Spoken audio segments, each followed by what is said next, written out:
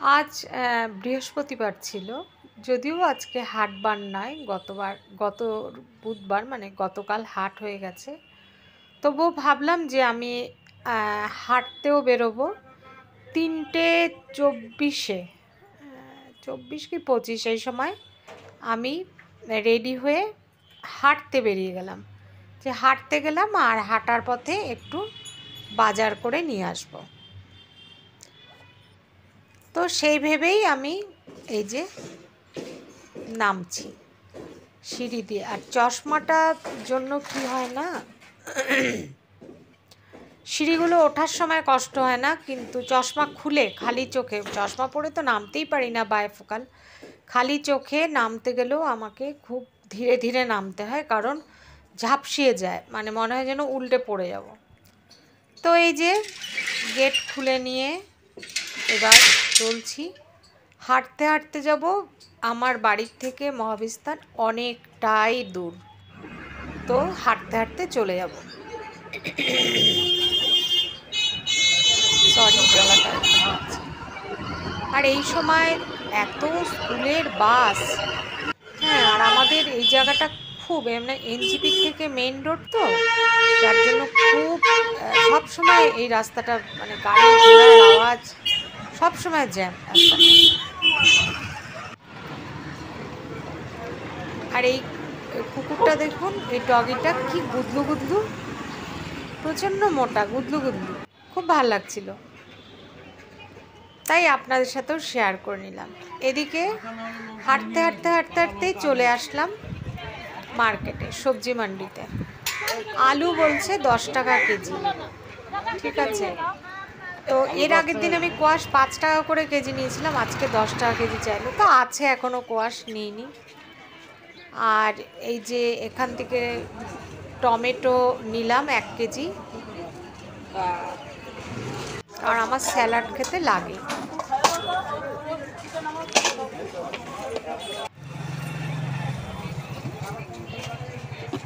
শশা নিয়ে নিচ্ছি, ভালো দেখে দিও বোন। আর এবার টোটোতে করে আমি রওনা হয়ে গেলাম। আর আজকে আমি এই শশা যেখান থেকে নিলাম সেই বোনটার, সেই সবজিওয়ালা বোনটার আমি নাম্বার নিয়ে নিচ্ছি, ফোন নাম্বার। তাহলে আমার যখন দরকার হবে তোমাকে ফোন করবো, কী কী সবজি আছে আমাকে জানিয়ে দিও, আমি সেইভাবে নিতে যাব, কারণ না খুব অসুবিধা রাস্তা না, দেখুন কতটা।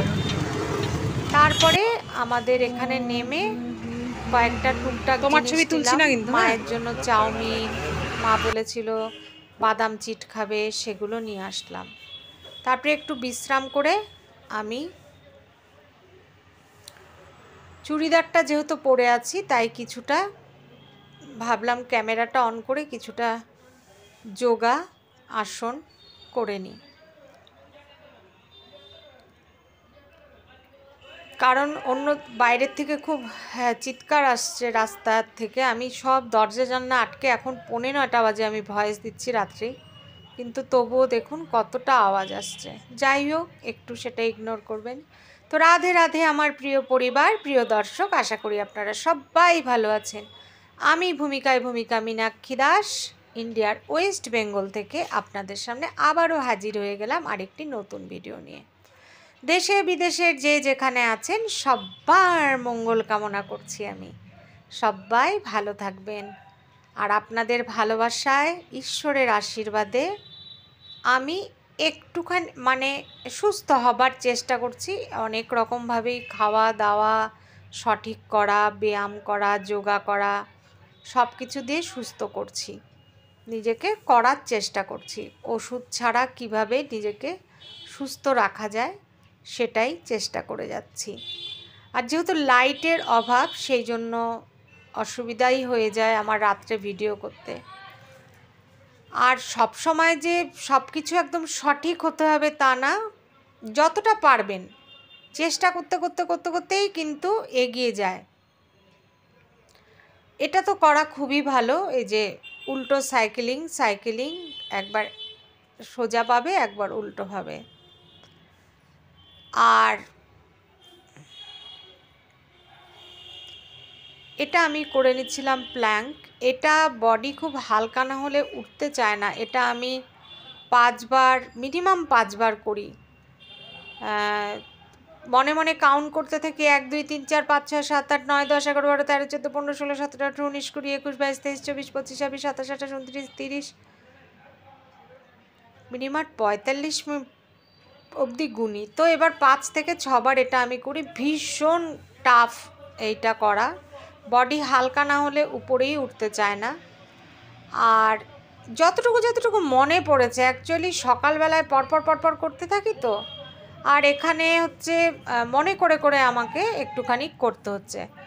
আর যেহেতু সকালে হাঁটা, যোগা করা, তারপরে সারাদিন কাজ, বিকালে হাঁটা, বাজার টেনে আনা, আবার এইটা একটুখানি শ্যুট করা আপনাদের জন্য যাতে সুবিধে হয়।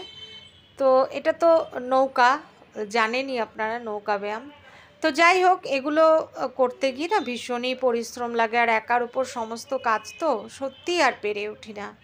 তো বন্ধুরা, আপনাদের কমেন্টস পাচ্ছি, আমার ভীষণই ভালো লাগছে, কমেন্টসের উত্তর দিচ্ছি।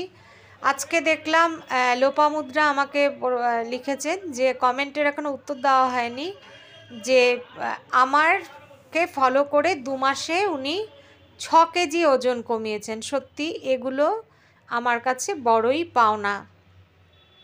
ঠিক আছে। মীনাক্ষী গুহ বলেছেন যে দাঁড়িয়ে জল খেও না, বসে খাও।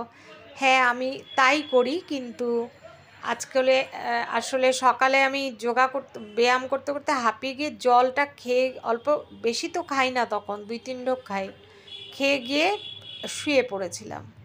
আর এগুলো না যতখানি চেষ্টা করে যতটুকু পারবেন, আস্তে আস্তেই সব কিছু মানে ঠিক হবে।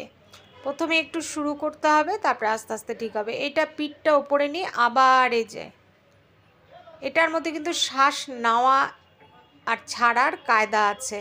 পিঠের মেরুদণ্ডের ব্যথাটা একদম কমে যাবে।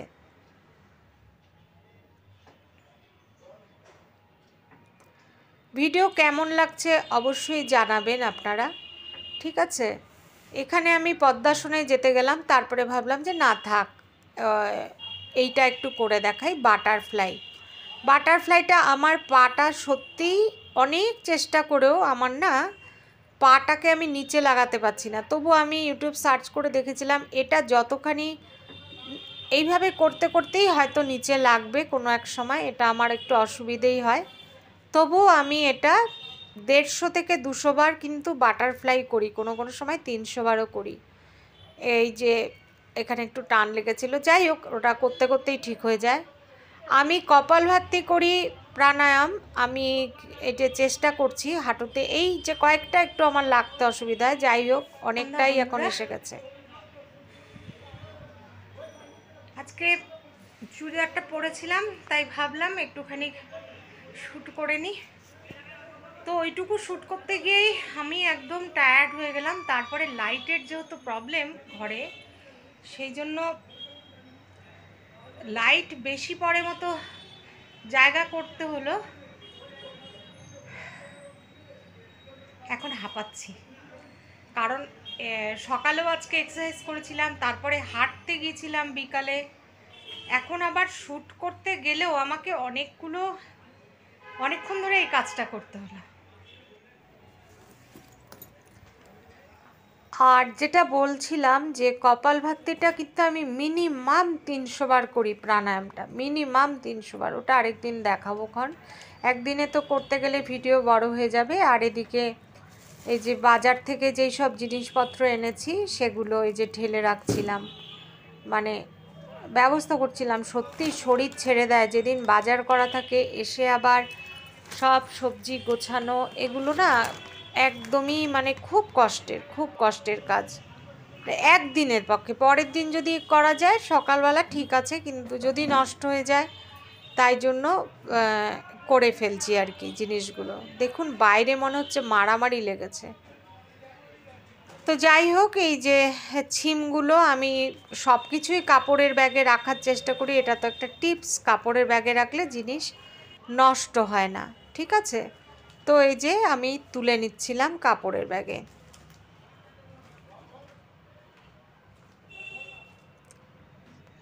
এখনও ভয়েস দিয়ে নিয়ে গিয়ে এক্সপোর্ট করে এটাকে রেখে দেব।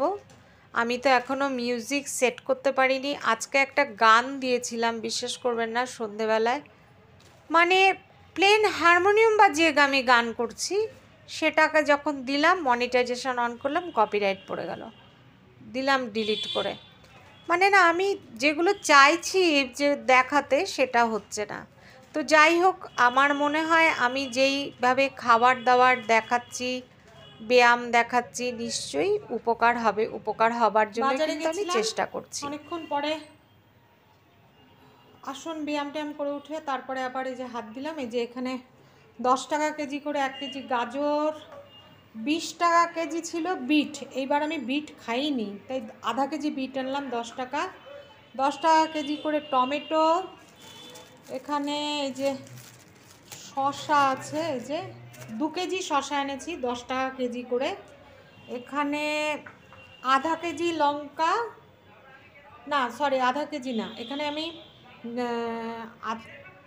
250 লঙ্কা এনেছি 10 টাকা, আমার হয়ে যাবে। আর এদিকে তো এই যে ছিম আমি ব্যাগে ভরে রাখি, কারণ হচ্ছে নালে জল ধরে যায়, এগুলোও সব আমি ব্যাগে ভরবো এদিকে। আর কাঁচা রসুন খাবো দেখে, যেটা আর খুললাম না, মানে কাঁচা খাবো কোয়া, 1 কোয়া করে, তাই এই যে 10 টাকার রসুন নিয়ে এসেছি। 40 টাকা পোয়া রসুন, 10 টাকার রসুন। আর কাঁচা পেঁয়াজ খাবো দেখে, যে দেখা যাচ্ছে কি স্যালাডের সাথে, তাই একটু পেঁয়াজ নিয়ে এসেছি। আর মাকে সকালবেলা চাউমিন করে দেব, চাউমিন নিয়ে এসেছি। মা বলেছিল এই যে চকলেট বাদাম চিট খাবে, বাদাম চিট। এদিকে আমার একটা ডাবর লাল দন্ত মঞ্জর। তো ঠিক আছে, এখন রান্নাঘরে যাব রাত্রে রান্নাবান্না ব্যবস্থা করতে। এদিকে এই যে টেবিলের মধ্যে সমস্ত সবজিগুলো মানে জিনিসপত্র রাখলাম না, সেগুলোর বালি বালি হয়ে গেছে, তাই ভাবলাম টেবিলটা মুছে নিই। আর একটা কথা তো বলাই হয়নি, এই গরম কুর্তিটা ভীষণই গরম, কুর্তিটা প্যান্টটা, এটা কিন্তু আমাকে আমার সেজো মাইমা দিয়েছেন। এই কদিন আমি পরতেই ভুলে গেছিলাম, তো আজকে ভাবলাম এটা বের করে পরে বাজারটা করে আসি, আর আমার হাঁটাটাও হয়ে যাবে। আমি আর মা দুজনই এখন রান্নাঘরে, রাত্রে খাওয়ারের ব্যবস্থা হচ্ছে। এদিকে শসা, টমেটো, গাজর, পেঁয়াজ দেবো, এটা স্যালাড হবে। আর এখানে যে সবজিগুলো কাটলাম, এগুলো দিয়ে আমি ডাল বসাবো। এই যে বিট, গাজর, সব সবজির সাথে একটা কথা বলতে ভুলে গেছি, সেটা হচ্ছে কোয়াশও দিয়েছিলাম। ডাল বসাবো।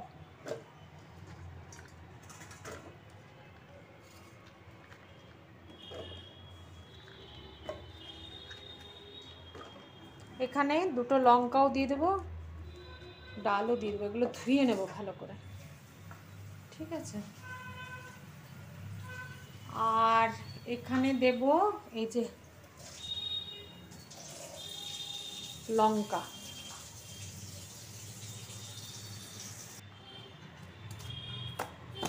এদিকে বেগুন ভাজা করব। আমি কিন্তু বেগুন ভাজা একদম জলেও ভাজতে পারি, জানেন তো, কিন্তু মা যেহেতু ডালের সাথে খাবে, তো একদম জলে ভাজাটা আমি খেতে পারি, মার একটু মানে একটু তেল হলে ভালো লাগে আর কি।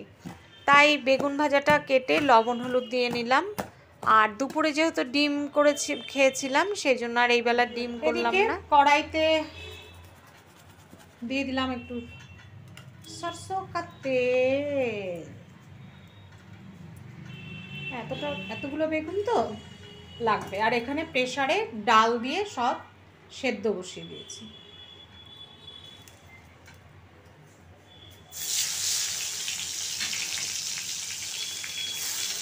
ওদিকে মা এই যে স্যালাড কাটছেন।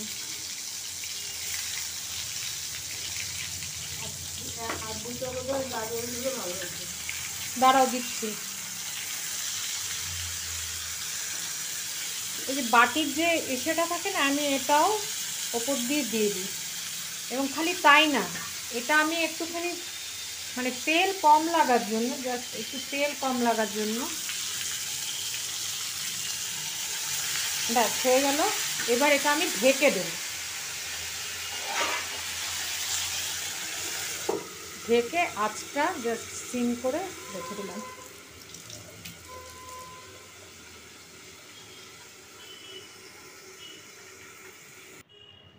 আর এদিকে ডালটা দেখুন কি সুন্দর হয়ে গেছে।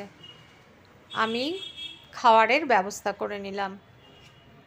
স্যালাড, আর আমার মা স্যালাড কাটেনও খুব সুন্দর, আগে আরও ঝিরিঝিরি করে কাটতে পারতেন। আর হচ্ছে বেগুন ভাজা দেখুন, কোনো মনে হচ্ছে কি জলে ভাজা। আর হচ্ছে কি বলে, খেতেও খুব টেস্টি হয়। এই যে মাকে দিয়ে দিলাম, মা বলল আর নেবেন না। আর এই যে আমার খাবার।